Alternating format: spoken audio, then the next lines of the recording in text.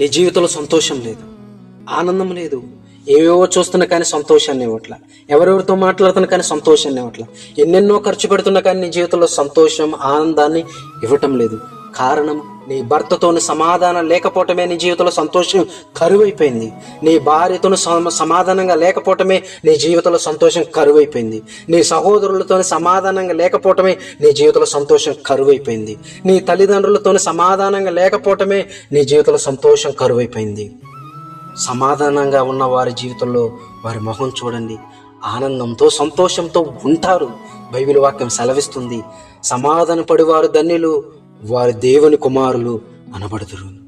ఈరోజు నువ్వు నిజంగా దేవుని కుమారుడు, దేవుని కుమార్తెవైతే నీ భర్తతో సమాధానంగా ఉంటావు, నీ భార్యతో సమాధానంగా ఉంటావు, నీ తల్లిదండ్రులతో సమాధానంగా ఉంటావు, నీ సహోదరులతో సమాధానంగా ఉంటావు. ఈరోజు ఆలోచించు, నువ్వు దేవుని కుమారుడా, దేవుని కుమార్తెవా?